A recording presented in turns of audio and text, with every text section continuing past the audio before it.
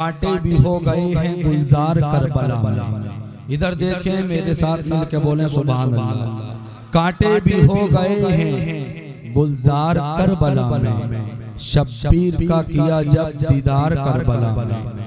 कांटे भी हो गए हैं गुलजार करबला में, शब्बीर का किया जब दीदार करबला में। मैदान करबला में हलचल मची थी उस दम, मैदान करबला में हलचल मची थी उस दम। निकली हुसैन की जब तलवार करबला में, निकली हुसैन की जब तलवार करबला में। बचपन में जो किया था वादा उसे निभाने, बचपन में जो किया था वादा उसे निभाने।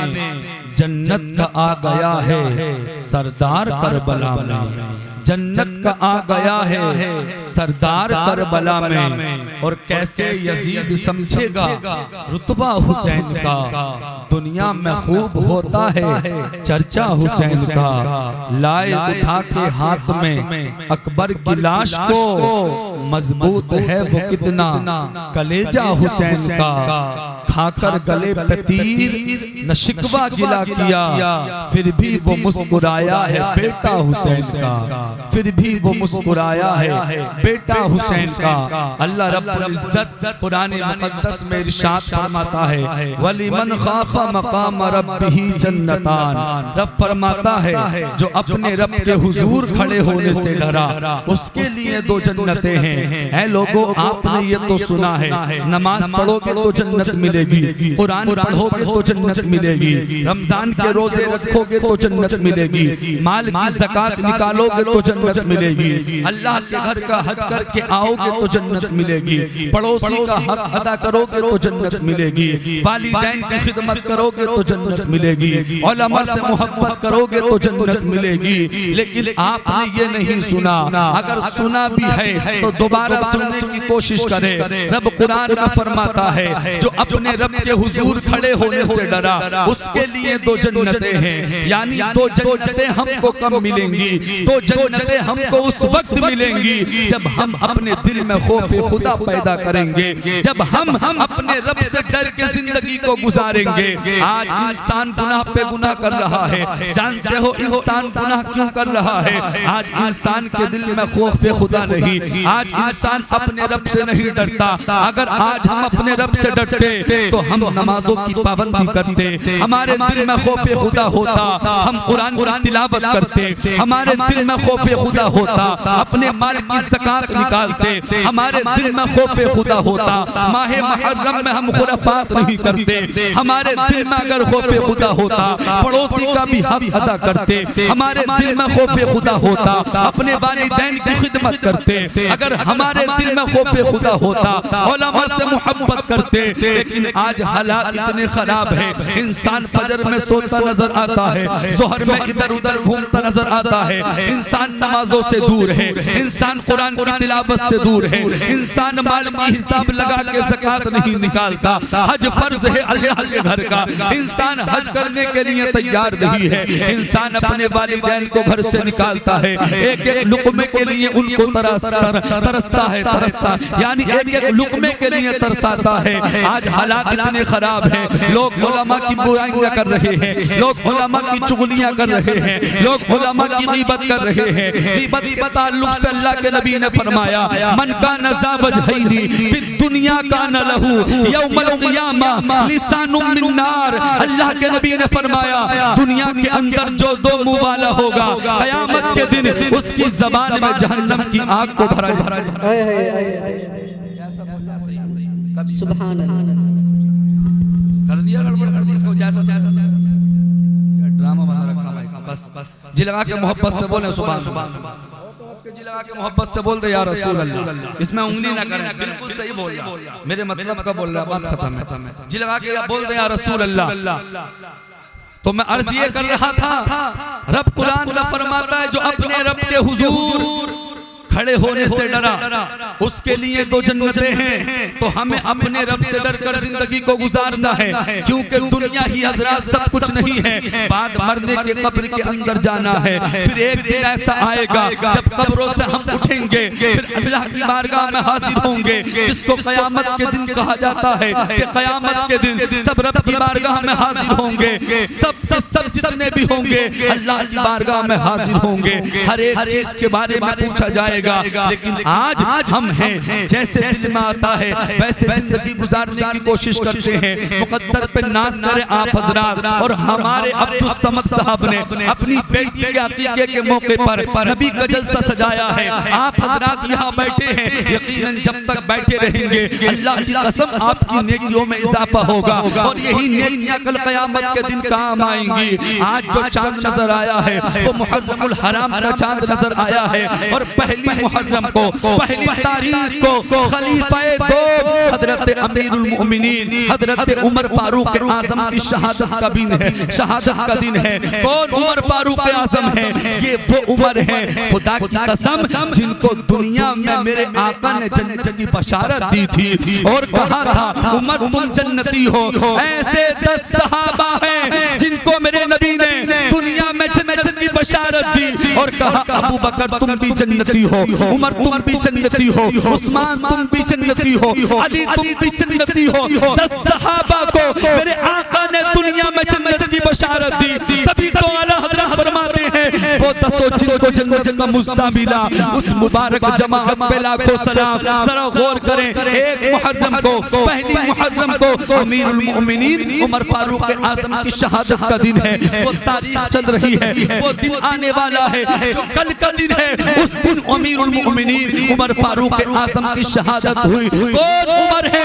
खुदा की कसम जिनके नाम से कैसर और किसरा के ताजदार डरते थे। जानते हो तारीख के अंदर आता है उमर फारूक आजम से कैसर और किसरा के ताजदार अगर डरते थे तो उमर के उमर होने की वजह से नहीं, उमर के बाप की वजह से नहीं, उमर के मक्की होने की वजह से नहीं, उमर के मदनी होने की वजह से नहीं, बल्कि उमर फारूक आजम से कैसर और किसरा के ताजदार अगर डरते थे तो इसलिए डरते थे उमर अल्लाह से डरते थे और सारे के सारे लोग उमर फारूक आजम से डरते थे।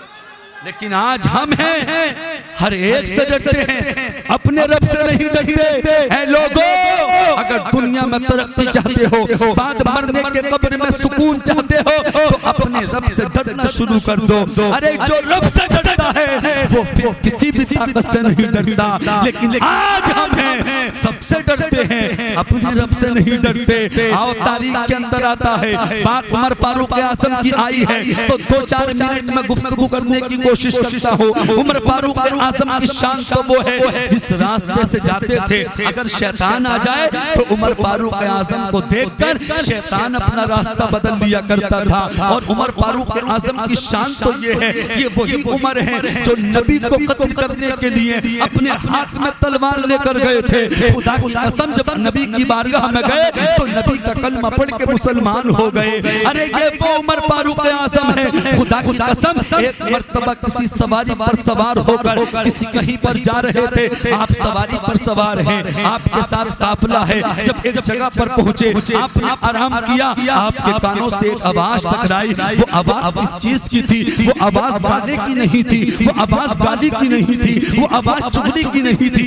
वो आवाज गीबत की नहीं थी, बल्कि वो आवाज अल्लाह के मुकद्दस कुरान की थी। आपके कानों से आवाज टकराई, कोई कुरान पढ़ने वाला कुरान पढ़ रहा है। मुफ्ती साहिब तबला तशरीफ फरमा है, अल्लाह का कुरान कहता है जो कुरान पढ़ने वाला कुरान पढ़ रहा था, अल्लाह के मुकद्दस कुरान की तिलावत कर रहा था। उमर फारूक आजम के कानों से जब आवाज टकराई, कुरान पढ़ने वाला कुरान पढ़ रहा था, इन्ना अज़ाब रब्बिका लवाक़िअ मा लहू मिन दाफ़ी। रब कुरान में फरमाता है बेशक तेरे रब का अज़ाब जरूर वाक़ई होगा। मा लहू मिन दाफ़ी, उसे कोई दफा नहीं कर सकता, उसे नहीं कोई टाल सकता। उमर फारूक आजम के कानों से जैसे ही आवाज टकराई आप जमीन पर गिरे, अल्लाह अल्लाह बेहोश हो गए। खुदा की कसम मुसलमानों ये उमर फारूक आजम है, ये उमर फारूक आजम है। और मुख्तसर कर दूं, जब हजरत उमर फारूक आजम का अल्लाह अल्लाह विसाल हुआ और आपको गुस्ल के लिए तख्ते पर लिटाया गया, तो जो लोग उमर फारूक आजम को गुस्ल दे रहे थे उन लोगों ने क्या देखा कि उमर फारूक आजम के पैरों पर, उमर फारूक आजम की पीठ पर चाबुक के निशान थे, तलवारों के निशान थे। लोगों ने देखा, लोग हक्का बक्का रह गए, लोग ये कहने पर मजबूर हो गए आखिर अमीरुल मोमिनीन उमर फारूक आजम को चाबुक के निशान किसने मारे हैं? लोगों, जब आपका आखिरी वक्त था और जब आपका विसाल हुआ, गुस्ल के लिए आपको लिटाया गया, लोगों ने जब गुस्ल दिया तो आपकी पीठ पर चाबुक के निशान थे। हैं लोगों, ये वही उमर फारूक आजम है। जब ईद का दिन आता था आप अपने हुजरे में चले जाते थे, दरवाजे को अंदर से बंद कर लिया करते थे। ईद के दिन आप सारों कतार रोया करते थे। आज नौजवान टोलियां बनाकर सिनेमा हॉल जाते हैं। ईद वाले दिन बोले ईद का दिन है, ईद का दिन है। आज इंसान ईद के दिन खुल्लम खुल्ला गुनाह करता हुआ नजर आता है, बोले खुशी का दिन है, ईद मनाइए। खुदा की कसम उमर फारूक आजम ने लोगों से, उमर फारूक आजम से लोगों ने मालूम किया था और कहा था, उमर फारूक आजम आज तो ईद का दिन है, आपकी आंखों में आंसू कैसे, आप कैसे रो रहे हैं, किस वजह से रो रहे हैं, रोने की वजह क्या है? तो उमर फारूक आजम ने जवाब दिया था, ऐ लोगों सुनो सुनो, आज ईद का भी दिन है, वईद का भी दिन है, आज खुशी का भी दिन है और गम का भी दिन है। उमर फारूक आजम ने कहा था, आज खुशी का दिन, ईद का दिन उसके लिए है जिसकी नमाज़ें अल्लाह ने अपनी बारगाह में कबूल कर ली, जिसके रोज़े अल्लाह ने अपनी बारगाह में कबूल कर लिए, जिसकी इबादतें अल्लाह ने अपनी बारगाह में कबूल कर ली। और आज गम का दिन उसके लिए है जिसकी नमाज़ें अल्लाह क़यामत में मुंह पे मार देगा, जिसके रोज़े क़यामत में अल्लाह मुंह पे मार देगा, जिसकी इबादत अल्लाह ने अपनी बारगाह में कबूल नहीं की, उसके लिए गम का दिन है, उसके लिए वईद का दिन है। उमर फारूक आजम ने कहा, मैं ये सोच सोच के डर रहा हूँ और रो रहा हूँ, मुझे मालूम नहीं मेरे रब ने मेरी इबादत अपनी बारगाह में कबूल की है या नहीं। जवाब देना रहेगा या रसूल, ये वो उमर जिंदाबाद जिंदाबाद, ये वो उमर है ईद के दिन रो रहे हैं और ये वो उमर है जिस उमर को दुनिया में मेरे आका ने जन्नत की बशारत। फिर भी आपका खौफे खुदा, आप अपने रब से कितना डरते थे, मुख्तसर करके मैं बयान कर दूं। आगे को कुछ देर माह मुहर्रम पर भी इंशाअल्लाह मुझे गुफ्तगू करनी है और बहुत जल्द अपनी बात को खत्म करना है। वो उमर फारूक आजम जब इंतकाल हुआ, विसाल हुआ, लोगों ने गुस्ल के लिए लिया, पीठ पर पैरों पर चाबुक के निशान थे। लोगों ने कहा, किसमें इतनी हिम्मत जो अमीरुल मोमिनीन को मारे? आपके बेटे पास में खड़े थे, आपके शहजादे ने कहा, कौन है, किसकी माँ ने किसको दूध पिलाया जो मेरे बाप को मारता, अमीरुल मोमिनीन को मारता, उमर फारूक आजम को मारता? तो लोगों ने कहा, ऐ उमर के शहजादे, जरा ये तो बताओ, इनकी पीठ पर पैरों पर चाबुक के निशान कैसे हैं? क्या मामला है, क्या वजह है? ऐ लोगों, अपनी मौत को भूलकर जिंदगी गुजारने वालों, अपनी कब्र को भूलकर जिंदगी गुजारने वालों, कयामत के दिन को भूलकर जिंदगी गुजारने वालों, रात और दिन गुनाह करके जिंदगी गुजारने वालों, शराबे पी पी कर जिंदगी को गुजारने वालों, नमाजों को छोड़कर जिंदगी गुजारने वालों, इमाम हुसैन का झूठा नारा लगा के जिंदगी गुजारने वालों, गौसे आजम के नाम का झूठा नारा लगा के जिंदगी गुजारने वालों, अमीरुल मोमिनीन उमर फारूक आजम के बेटे ने कहा था, लोगों सुनो सुनो, बात ये है, मामला ये है, वजह ये है कि हमने बेशुमार मर्तबा, हमने कई मर्तबा देखा जब अपनी अदालत से फारिग होकर हमारे वालिद मोहतरम अपने कमरे में आते थे और जब अपने बिस्तर पे जाते थे तो अपने बिस्तर पे जाने के बाद अपने बिस्तर के नीचे से एक चाबुक निकालते थे और बार बार उस चाबुक को अपनी पीठ पर मारते थे, बार बार उस चाबुक को अपने पैरों पर मारते थे, मारते जाते थे, कहते जाते थे, ऐ उमर, इससे पहले कि खुदा तेरा हिसाब ले, तू उमर को अपना हिसाब खुद।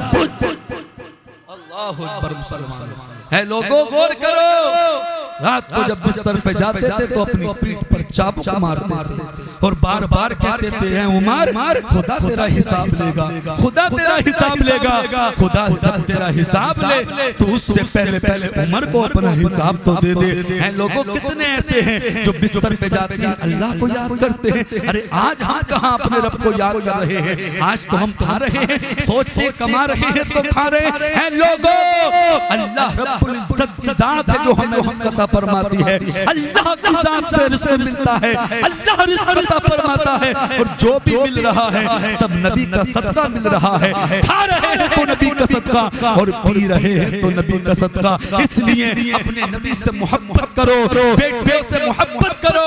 बेटी की अकीके के मौके पर इस महफिल को सजाया है। मुबारकबाद के मुस्तहिक अब्दुल समद साहब, खुदा की कसम आज घरों में बेटियां हो पैदा होती हैं तो लोग खुशी नहीं मनाते, लेकिन अल्लाह के नबी फरमाते हैं जिस घर में बेटी पैदा होती है अल्लाह के नूरानी फरिश्ते उस घर को चारों तरफ से घेर लेते हैं। बेटे की पैदाइश पर दोस्त मुबारकबाद देने आता है, रिश्तेदार मुबारकबाद देने आता है, पड़ोसी मुबारकबाद देने आते हैं। लेकिन जब जिस घर में बेटी होती है अल्लाह के नूरानी फरिश्ते उस घर को चारों तरफ से घेर लेते हैं और आकर कहते हैं इस बेटी का दुनिया में आना मुबारक हो, इस बेटी का दुनिया में आना मुबारक हो। और वो मां मुकद्दर वाली होती है जिसकी पहली औलाद बेटी होती है। और मेरे आका ने बेटियों से मोहब्बत करने का हुक्म दिया। खुद मेरे आका ने बेटियों से मोहब्बत की और बेटियों से मोहब्बत करने का हुक्म दिया। और मेरे नबी ने फरमाया फातिमा मेरे जिगर का टुकड़ा है। आका अपनी बेटी से कितनी मोहब्बत करते थे, कितना प्यार करते थे, कितना इश्क करते थे। यहाँ तक के तारीख के अंदर आता है जब प्यारे आका सल्लल्लाहु तआला अलैहि वसल्लम अपनी प्यारी बेटी खातून जन्नत सैयदा फातिमा के घर जाते थे तो फातिमा नबी को देखकर इस्तेकबाल के लिए उठ जाती थी और अपनी जगह नबी को बैठाती थी। और जब फातिमा नबी की बारगाह में जाती थी तो मेरे आका फातिमा के इस्तेकबाल के लिए खड़े हो जाते थे और अपनी जगह अपनी प्यारी बेटी फातिमा को बैठाते थे। मेरे आका के पास 4 बेटियां थी और मेरे नबी ने चारों बेटियों से बड़ी मोहब्बत की और सैयदा फातिमा के बारे में कहा फातिमा मेरे जिगर का टुकड़ा है। ऐ लोगों, हमें भी बेटियों से मोहब्बत करनी चाहिए, बेटियों से मोहब्बत करनी चाहिए, बेटियों से प्यार करना चाहिए, बेटियों से इश्क करना चाहिए। शरीयत तो ये कहती है अगर तुम मार्केट से, अगर तुम बाजार से कोई खाने या पीने की चीज लेकर आओ और बेटे भी घर में हो, बेटियां भी घर में हो तो वो खाने पीने की चीज बेटों के हाथ में न दो बल्कि बेटियों के हाथ में। मुफ्ती साहिब तआला तशरीफ फरमा है, हमारे हजरत मौजूद हैं। इन उलमा की मौजूदगी में बड़ी जिम्मेदारी से बोलने की कोशिश कर रहा हूँ। मसला शरीयत का ये है कि बेटियों के हाथ में खाने पीने की चीज दो और इसलिए भी दो क्योंकि ये हमारे घर हमेशा नहीं रहती। ज्यादा से ज्यादा 18 साल, 20 साल, 22 साल, फिर उसके बाद शादी हो जाती है, फिर ये अपनी ससुराल चली जाती है। और खुदा की कसम जो मोहब्बत बेटी अपने बाप से करती है वो मोहब्बत बेटा अपने बाप से नहीं करता। अगर कोई झूठे भी फोन कर दे कि मेरी बहन मेरी बाप की तबीयत खराब है तो बेटी सब कुछ छोड़कर अपने ससुराल में अपने घर आ जाती है। उसे हर वक्त अपने बाप की फिक्र होती है, अपनी माँ की फिक्र होती है। आओ बड़ी तेजी के साथ आगे बढ़ता हूँ। आज कुछ लोग हैं बेटियों से मोहब्बत नहीं करते, बेटियों को जिंदा दफन कर देते हैं, बेटियों को मार दिया करते हैं। अल्लाह अल्लाह तारीफ बताती है जो बेटियों से मोहब्बत करता है अल्लाह उसको कितना बड़ा इनाम देता है। जरा ज़हन को करीब कीजिए और मोहब्बतों के साथ सुनने की कोशिश कीजिए। एक घर के अंदर एक बच्चे की जब पैदाइश हुई तो वो बच्चा बेटी की शक्ल में था। अल्लाह अल्लाह वक्त गुजरता चला गया, जब उस घर में दूसरा बच्चा पैदा हुआ तो वो भी बेटी की शक्ल में पैदा हुआ। वक्त गुजरता चला गया, जब उस घर में तीसरा बच्चा पैदा हुआ तो वो भी बेटी की शक्ल में हुआ। मुख्तसर जरिए चौथा बच्चा पैदा हुआ तो वो भी बेटी की शक्ल में पैदा हुआ, पांचवा बच्चा पैदा हुआ वो भी बेटी की शक्ल में पैदा हुआ। जैसे ही उस घर में छठे बच्चे की पैदाइश होती है तो वो छठा बच्चा भी बेटी की शक्ल में पैदा होता है। उसका शौहर अपनी बीवी के पास आया और आने के बाद कहने लगा, जब से तू मेरे घर में आई है घर में बेटियां ही बेटियां हो गई, 6 बेटियां मेरे घर में हो चुकी हैं। याद रख ले, अगर अब बच्चा हुआ और बेटी हुई तो फिर मुझसे बुरा तेरे लिए कोई नहीं होगा। याद रख, अगर 7वां बच्चा हुआ और वो भी बेटी हुई तो मैं तुझको कत्ल कर दूंगा या तुझको तलाक दे दूंगा। इतना कहना था। अपनी बीवी से कहने के बाद अपने बिस्तर पर जाता है, सो जाता है। उधर खुदा की कसम वो बीवी, वो औरत रब की बारगाह में हाथों को उठाती है, दुआ करती है, मौला तूने 1 से 6 तक बेटियां दी, सब मैंने तेरा शुक्र अदा किया। हर बेटी पर मौला अगर तू 7वां बच्चा दे और बेटी दे फिर भी तेरा शुक्र है, लेकिन मेरे शोहर ने मुझे तलाक का हुक्म दिया है या कत्ल करने का हुक्म दिया है। ऐ मौला मेरी लाश तेरे दस्ते कुदरत में है, मुझको बचा ले। तारीख के अंदर आता है अपनी बीवी को, अपनी शरीक हयात को वो बदबख्त शोहर जो बेटियों की वजह से अपनी बीवी को तलाक के बारे में बोल रहा था, जैसे ही बिस्तर पे गया आंख लगी, ख्वाब में कयामत का मंजर था। अल्लाहु अकबर मुसलमानों, रब की बारगाह में हाजिर था। रब ने फरमाया इसके अमाल तोले जाएं। अल्लाहु अकबर, जब उसके अमाल तोले गए तो उसके गुनाह ज्यादा थे, नेकियां कम थी। रब ने फरमाया इसको पकड़ो फरिश्तों और घसीटते हुए जहन्नम में डाल दो। बेटियों से नफरत करने वालों और जो बेटियों से मोहब्बत करते हैं अल्लाह उनको कितना बड़ा इनाम देता है, जरा गौर से सुनना। अल्लाह तारीफ बताती है, फरिश्तों ने उसको पकड़ा, घसीटते हुए जहन्नम के पहले दरवाजे पे ले गए। क्या देखा फरिश्तों ने? जहन्नम के पहले दरवाजे पर उसकी सबसे बड़ी बेटी जो दुनिया में सबसे पहले आई थी दरवाजे पे यूं खड़ी थी। फरिश्तों से कहा, ऐ फरिश्तों ये तो मेरा बाप है, इसकी वजह से मैं दुनिया में आई हूँ, मैं अपने बाप को जहन्नम में न जाने दूंगी। फरिश्ते वहां से हटे, दूसरे दरवाजे पर पहुंचे। मुख्तसर कर दूं, जरा गौर से सुनना। दूसरे दरवाजे पर दूसरी बेटी खड़ी थी। फरिश्ते तीसरे दरवाजे पर पहुंचे, तीसरे पर तीसरी बेटी खड़ी थी। चौथे दरवाजे पर पहुंचे, जहन्नम के चौथी बेटी खड़ी थी। 5वें दरवाजे पर पहुंचे, 5वें दरवाजे पर 5वीं बेटी खड़ी थी। जैसे ही फरिश्ते 6ठे दरवाजे पर पहुंचे तो सबसे छोटी बच्ची उसकी 6ठे दरवाजे पर खड़ी थी। पहले पर पहली थी, 6ठे पर छठी थी। जैसे ही फरिश्ते वहां से हटते हैं 7वें दरवाजे पर पहुंचते हैं, अल्लाह अल्लाह 7वां दरवाजा खाली था। ये डर गया, ये घबरा गया। उसी कश्मकश के आलम में इसकी आंख खुली और जब आंख खुली इसने जल्दी जल्दी वुजू किया, घर में मुसल्ला बिछाया, रब की बारगाह में दुआ की, ऐ मौला अगर तू मुझे 7वां बच्चा दे तो बेटा मत देना, बल्कि मौला तू मुझे 7वीं भी बेटे। जोर से बोल दे जी लगा के सुभान अल्लाह। कहा मौला अगर तू मुझे 7वां बच्चा दे तो 7वां बेटा नहीं बल्कि 7वीं भी बेटी अता फरमाना। खुदा की कसम ये बेटियों की शान है, ये बेटियों का मकाम और मर्तबा है। चांद नजर आया है मुहर्रमुल हराम का, इस महीने की 10 तारीख को मेरे आका इमाम हुसैन करबला के मैदान में शहीद। बस एक या 2 बात बता दूं, बात को खत्म कर दूं। इजाजत है आपकी? जिलवा के हाथ उठा के बोल दे सुभान अल्लाह। और तड़प के बोले या रसूल अल्लाह, कौन आका इमाम हुसैन हैं? वो हुसैन जो 5 या 4 शाबान को 4 हिजरी में मदीना शरीफ में दुनिया में तशरीफ लाए। मुख्तलिफ रिवायतें, अक्सर जो रिवायतें मिलती हैं वो 5 शाबान की हैं, लेकिन कुछ रिवायतों में भी आका हुसैन के बारे में आता है कि 4 शाबान को दुनिया में आए, लेकिन अक्सर रिवायतें मिलती हैं 5 शाबानुल मुअज्जम हिजरी 4 को मदीना शरीफ में मेरे आका इमाम हुसैन दुनिया में तशरीफ लाए।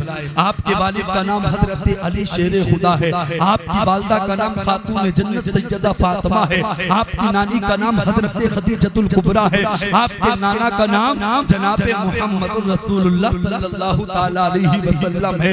ऐ लोगों, जब नाना नबियों के इमाम हो, बाबा वलियों के इमाम हो, माँ खातून जन्नत तमाम जन्नती औरतों की सरदार हो, ऐसे घर में जब बच्चा पैदा होता है तो वो भी जन्नती जवानों का सरदार होता है। कौन? हुसैन है। क्या शान है मेरे आका हुसैन की, जिनके बारे में मेरे नबी फरमाते हैं मैं हुसैन से मोहब्बत करता हूँ और जिससे मैं मोहब्बत करता हूँ उससे अल्लाह मोहब्बत करता है।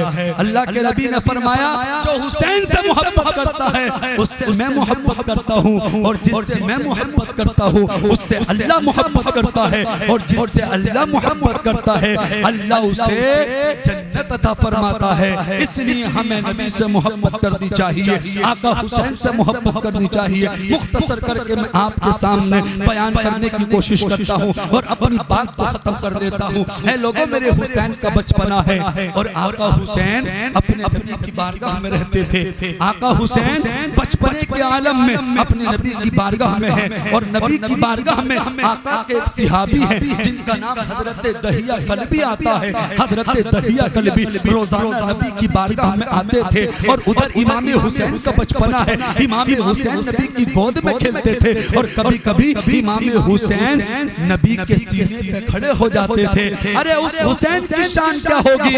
हुसैन खुदा की कसम नबी के सीने पे खड़े होते थे, नबी का सीना होता था, हुसैन के कदम होते थे। तो जिस नबी के सीने पे हुसैन खड़े हो रहे हैं उस बच्चे की शान क्या होगी? उस हुसैन का मकाम और मर्तबा क्या होगा?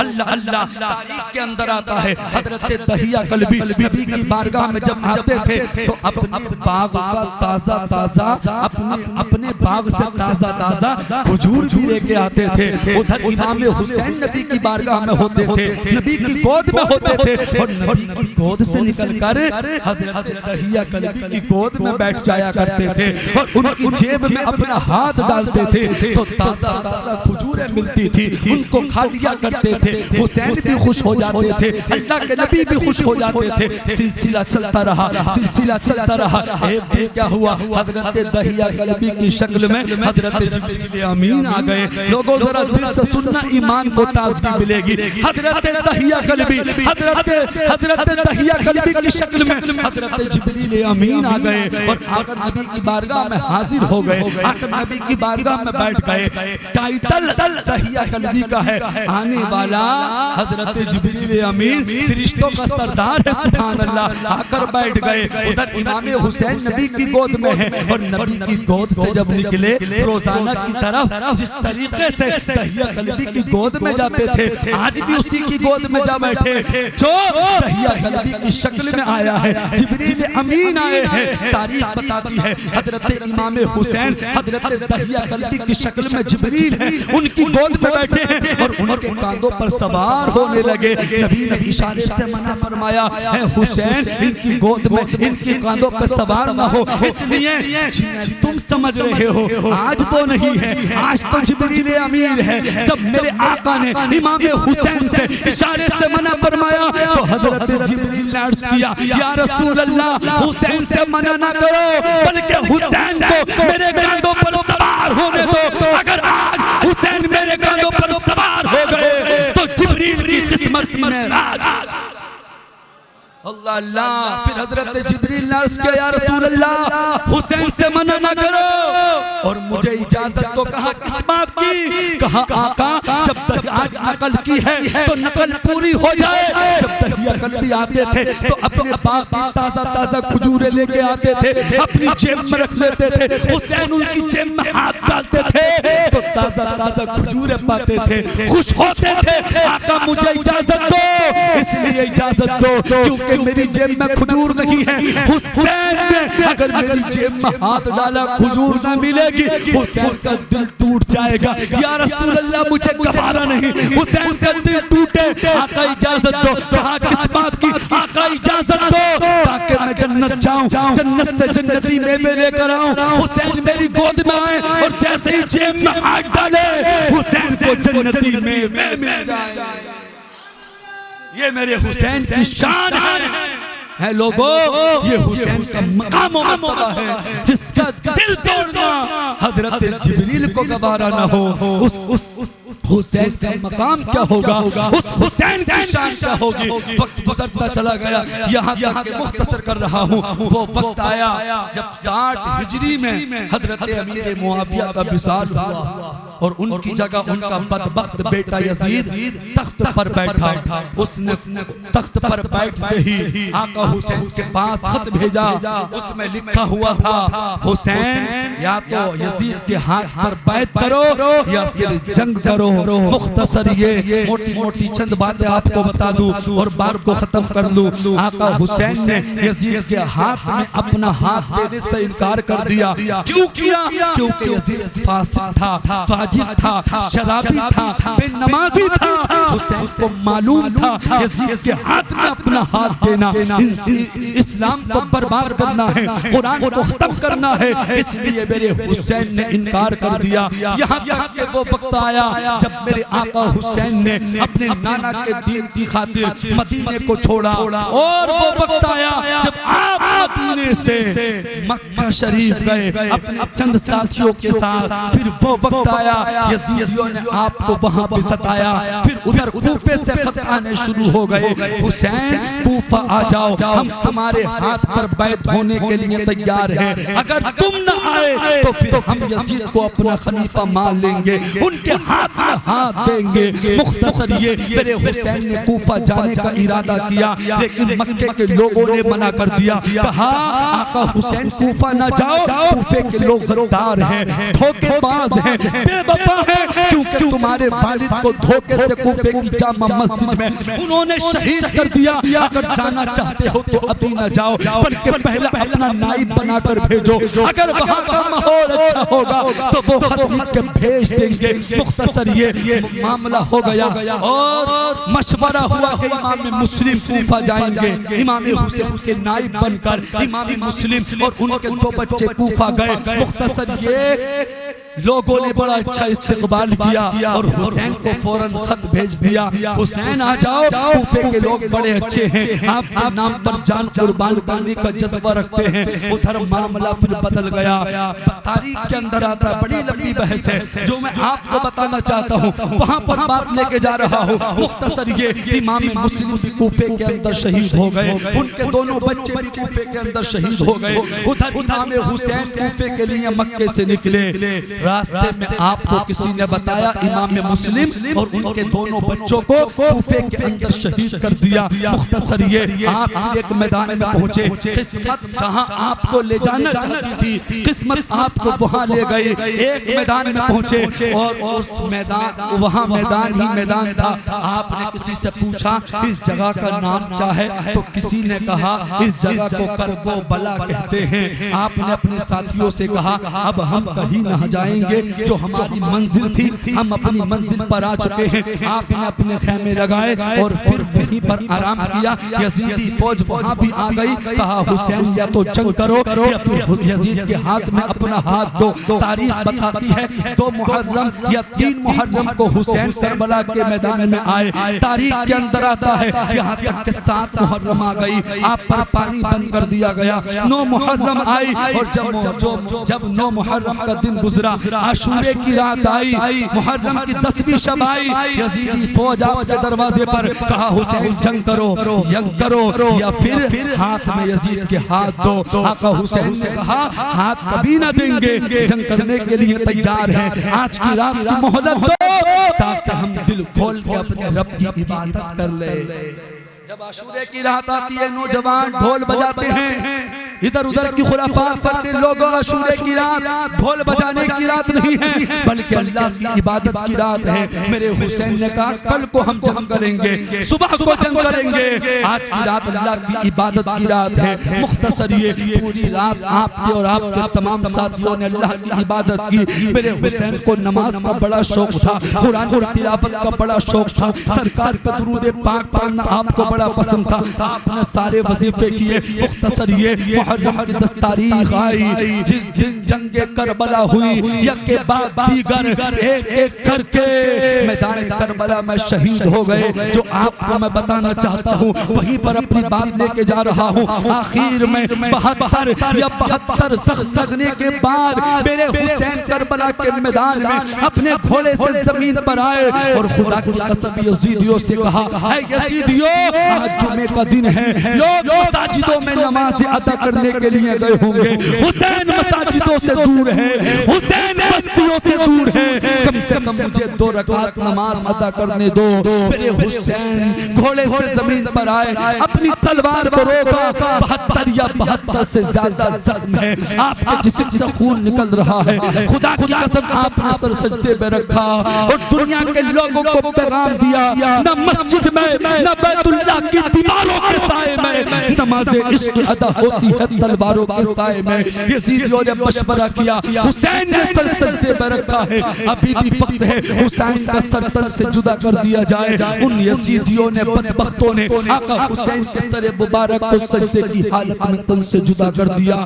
इन्ना लिल्लाहि व इन्ना इलैहि राजिऊन। मेरे हुसैन ने सर सजदे में रखने के बाद, शहादत का जाम पीने के बाद सारी दुनिया को बता दिया, हस्ती मिटाई खून बहाया हुसैन ने, गुलजारे मुस्तफा को सजाया हुसैन ने, सजदे में सर को दे दिया उफ तक नहीं कहा, बचपन का ऐसा वादा निभाया हुसैन ने। उम्मत गुनाहगार थी नाना की, इसलिए कुनबे को करबला में कटाया हुसैन ने। जन्नत है किस तरफ, दोज़ख है किस तरफ, नक्शे को करबला में दिखाया।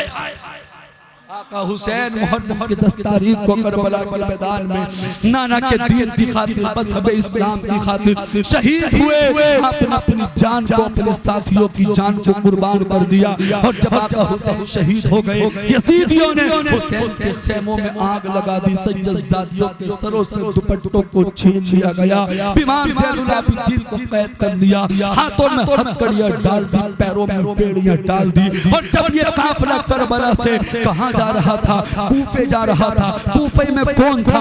बदबख्त इब्ने ज़ियाद बैठा था, जो जंग करा रहा था। किसके कहने से जंग करा रहा था? जो दमिश्क में यजीद बदबख्त था, उसके कहने से इब्ने ज़ियाद जंग करा रहा था। ये जब ये काफिला करबला से कूफे के लिए निकला, कई जगहों पे रुका, लेकिन जब ये काफिला रुकते रुकाते कूफा पहुंचा तो उस वक्त रात का वक्त था।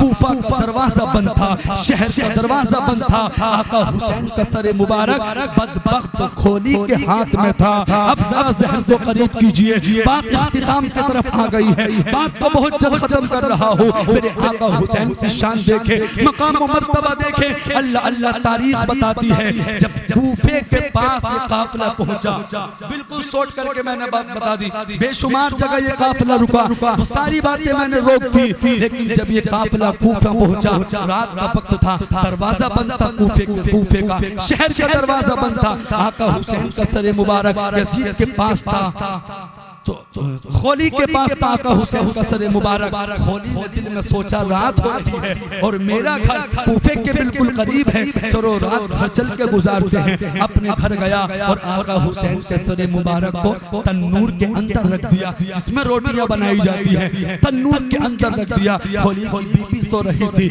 आंख खुली, कहा क्या लाए हो? कहा हुकूमत के बागी का सर लाया हूँ माज़अल्लाह। सारे लोग मिलकर बोले माज़अल्लाह। कहा हुकूमत के बागी का सर लाया हो। खोली की बीबी कुछ न समझी, कहा होगा किसी का सर। अल्लाहु अकबर मुसलमानों, खोली सो गया। उधर तहज्जुद के वक्त जब खोली की बीबी उठी, और खोली की बीबी पंजतन पाक से मोहब्बत करती थी, वो नबी से भी मोहब्बत करती थी, फातिमा से भी मोहब्बत करती थी, अली से भी मोहब्बत करती थी, हसनैन करीमैन से मोहब्बत करती थी। और उसने उठने के बाद क्या देखा? जो तन्नूर, जिस तन्नूर के अंदर उन्होंने एक कोयला तक न छोड़ा, जिस तन्नूर के अंदर बिल्कुल भी आग नहीं थी, उस तन्नूर से रोशनी निकल रही है, उस तन्नूर के अंदर से रोशनी निकल रही है। खोली की बीबी सोचने लगी, आखिर क्या मामला है? तन्नूर के अंदर तो मैंने एक भी चिंगारी नहीं छोड़ी, एक भी कोयला नहीं छोड़ा, आग नहीं छोड़ी, आखिर तन्नूर के अंदर रोशनी कैसी है, उजाला कैसा है? खोली की बीवी जब आगे बढ़ी और आगे बढ़ने के बाद तन्नूर के करीब गई, तन्नूर में झांक कर देखा, क्या देखा? एक सर है, उसी सर से नूर निकल रहा है, सुभान अल्लाह। और उसी नूर से, उसी सर से नूर निकल रहा है, और उसी सर के इर्द गिर्द कुछ और हैं। अल्लाहु अकबर मुसलमानों, तारीख के अंदर आता है, जैसे ही खोली की बीवी ने उस सर मुबारक को देखा, गिरने लगी, बेहोश होने लगी। एक खातून कहने लगी, है खोली की बीवी, तू क्यों परेशान होती है? ये जुर्म तूने थोड़ी किया है, तेरे शोहर ने किया है। और ये सर किसी हुकूमत के बागी का नहीं है, बल्कि नवासे रसूल का सर है, आका हुसैन का सर है, अली के शहजादे का सर है, फातिमा के लख्ते जिगर का सर है। अरे ये सर तो उसका सर है जिस नबी ने अपने नवासे के लबों को बार बार चूमा। खुदा की कसम मुसलमानों, और उस इर्द गिर्द सरे मुबारक के जो औरतें थी, जानते हो वो औरतें कौन कौन थी? तारीख के अंदर आता है, उसी तन्नूर के अंदर हजरत खदीजा भी मौजूद थी, हजरत आसिया मौजूद थी, हजरत मरियम मौजूद थी। और एक खातून सरे मुबारक को अपने सीने से लगाई हुई थी, बार बार कहती थी मेरे बेटे मैं उस वक्त तक जन्नत में नहीं जाऊंगी जब तक कि अल्लाह से तेरा इंसाफ। और उस खातून का नाम खातून जन्नत सैयदा फातिमा इमाम हुसैन की मां थी। अपने बेटे के सर को अपने सीने से लगाई हुई थी। खौली की बीबी ने इतना सुना, आग बबूला हो गई। कहा बदबख्त, तू तो कहता था हुकूमत के बागी का सर है, अरे ये तो मेरे आका के नवासे का सर है, ये तो फातिमा के लख्ते जिगर का सर है, ये तो हुसैन इब्ने अली का सर है। ऐ बदबख्त, तूने नबी के नवासे के घराने को बर्बाद किया, तूने नबी के घराने को बर्बाद किया, तूने हुसैन के सर को काटा है। अल्लाह आज से तेरे घर को बर्बाद। अल्लाह मुसलमानों, खौली ने जब इतना सुना, सुबह हो चुकी थी, उसने फौरन हुसैन के सर मुबारक को लिया और लेने के बाद कूफा पहुंचा। और कूफे में कहा इब्ने ज़ियाद के पास, इब्ने ज़ियाद तख्त पे बैठा था, उसके सामने आका हुसैन के सर मुबारक को एक तख्त में रख दिया गया।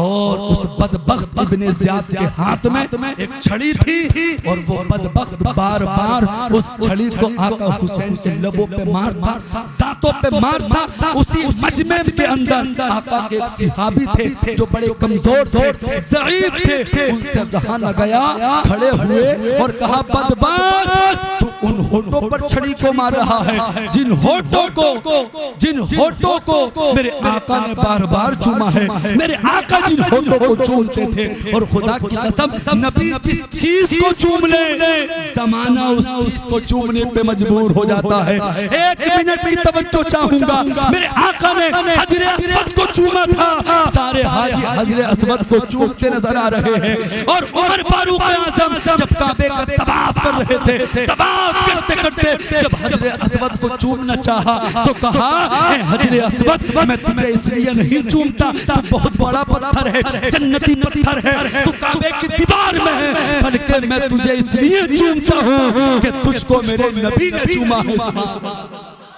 आका के सिहाबी आग बबूला हुए जिनका नाम तारीख में हजरत ज़ैद इब्ने अरकम आता है। कहा बदबख्त शर्म कर, इन लबों को मेरे आका ने बार बार चूमा है, बार बार चूमा है। इब्ने ज़ियाद आग बबूला हुआ और कहने लगा अगर तुम ज़ईफ कमजोर न होते, बुजुर्ग न होते तो हम तुमसे इसका बदला लेते।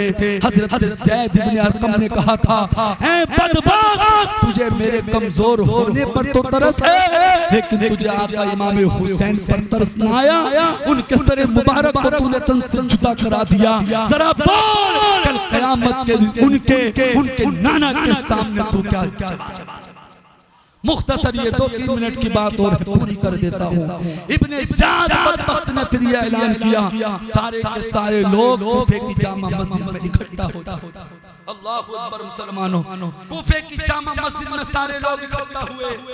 मुख्तसर ये कूफे की जामा मस्जिद में कदम रखने जगह न रही, खचम खच खचा खच जगह, खचा खच मस्जिद भरी हुई थी। अल्लाहु अकबर मुसलमानों, कदम रखने जगह नहीं थी। जब मस्जिद फुल हो गई, खचा खच भर गई, इब्ने ज़ियाद बदबख्त आया और आकर मिंबर पर खड़ा हुआ और उसने जानते हो क्या कहा? उस बदबख्त ने कहा अल्लाह का शुक्र है, अल्लाह ने यजीद को फतह अता फरमाई। कहो माज़अल्लाह। कहा अल्लाह का शुक्र है, अल्लाह ने यजीद को कामयाबी दी, फतह दी, अहले हक को फतह दी। और कहा उस बदबख्त ने आगे कज़्ज़ाब इब्ने कज़्ज़ाब को शिकस्त दी। अल्लाहु अकबर मुसलमानों, यानी कहा हुसैन इब्ने अली को शिकस्त दी। उस बदबख्त ने जब इतना कहा, उस कूफे की जामा मस्जिद में आका के एक सहाबी थे जो आंखों से नाबीना थे, अल्लाहु अकबर कमजोर थे। उन्होंने जब आका हुसैन और हुसैन के बाबा को झूठा कहते हुए यजीद की ज़बानी सुना, रहा न गया। ईमान क्या होता है, ईमान की ताकत क्या होती है, आखिरी जुमले में हाशिम कांदरी की ज़बानी सुन ले, उनसे रहा न गया। उनका ईमान बोलने लगा, आंखों से नाबीना है, कमजोर है। मजमे में खड़े होकर कहते हैं, ऐ बदबख्त इब्ने ज़ियाद, तू झूठा है, तेरा बाप झूठा है, तेरा हाकिम यजीद झूठा है, मेरे हुसैन सच्चे हैं, हुसैन के बाबा भी सच्चे हैं और हुसैन के नाना भी सच्चे हैं। जब हजरते अब्दुल्ला बिन अफीफ अस्दी ने इतना कहा, जो आंखों से नाबीना थे, कमजोर थे, आका के सहाबी हजरत अब्दुल्ला बिन अफीफ उनका नाम था। यजीद ने जब इतना सुना, आग बबूला हो गया, उनको गिरफ्तार कराया। लेकिन हजरत अब्दुल्ला इब्ने अफीफ के कबीले वाले, खानदान वाले वहां पर मौजूद थे, उन्होंने छुड़वा लिया। लेकिन तारीख बताती है इब्ने ज़ियाद को जब तक उनको कैद दोबारा न कराया, सुकून न मिला। इब्ने ज़ियाद ने अपनी फौज को भेजा, किसी बहाने से बुलाया और उनको फांसी लगा दी गई, उनको कत्ल करा दिया गया। और कुफे के मेन चौराहे पर उनके सर को लटका दिया गया। उन्होंने उनके सर मुबारक को इसलिए लटकाया ताकि लोग देख लें, जो यजीद से टकराएगा उसका हश्र यही होगा। लेकिन खुदा की कसम, आज भी हजरत अब्दुल्ला इब्ने अफीफ का सर मुबारक बार बार ये पुकार के कहता है, ऐ लोगों, अगर नबी के दिन की खातिर जान देनी पड़े तो जान दे देना, माल देना पड़े तो माल दे देना, औलाद देनी पड़े तो औलाद दे देना, मगर कभी भी नबी का दिया हुआ ईमान मत देना। और ये ऐलान कर देना, गुलामाने मोहम्मद जान देने से नहीं डरते, ये सर कट जाए या रह जाए कोई परवाह नहीं करते, ये सर कट जाए या रह जाए कोई परवाह नहीं करते। फिर ये काफिला कूफे से दमिश्क पहुंचा। बड़ी लंबी दास्तान है, किसी और मौके पे मैं बयान करने की कोशिश करूंगा। तकरीबन 50-55 मिनट आपने गुफ्तगू बड़ी मोहब्बतों के साथ समाअत की। अल्लाह कुरान में फरमाता है, जो अपने रब के हुजूर खड़े होने से डरा, उसके लिए 2 जन्नतें हैं। आका हुसैन से सच्ची मोहब्बत करो, अपनी बेटियों से मोहब्बत करो। आका हुसैन ने जिस मिशन के लिए, नाना के दीन के लिए अपनी जान को कुर्बान किया, आका हुसैन के उसी मिशन को अपनाओ। आका हुसैन के नाम पर आका हुसैन के नाम के झूठे नारे ना लगाओ, बल्कि सच्चे आका हुसैन के दीवाने बन जाओ। चेहरों पे दाढ़ियां सजाओ। मुहर्रमुल हराम के महीने में दिल खोल के अल्लाह की इबादत करो, रोजे रखो, क्योंकि रमजान के बाद अगर रोजों का मकाम और मर्तबा है किसी महीने में, तो वो मुहर्रमुल हराम के महीने का 10 रोजे हैं और खास करके 10 तारीख यानी आशूरे का रोजा है। तो लिहाजा हमें सच्चा पक्का अल्लाह ताला हुसैनी बनाए। जो गुफ्तगू की मौला सुनाने में जो भी जिस तरीके से गलती हो, अपने हबीब के सदक़े में मुआफ़ फरमाए। ये उलमा आप हज़रात ने बड़ी मोहब्बतों के साथ समाअत किया। अल्लाह पाक सबके मुस्तक़बिल को रोशन फरमाए। दिल से कलमा शरीफ पढ़े, ला इलाहा इल्लल्लाहु मुहम्मदुर रसूलुल्लाह। इस्लाम जिंदाबाद, व मा अलैना इल्लल बलाग। अस्सलामु अलैकुम।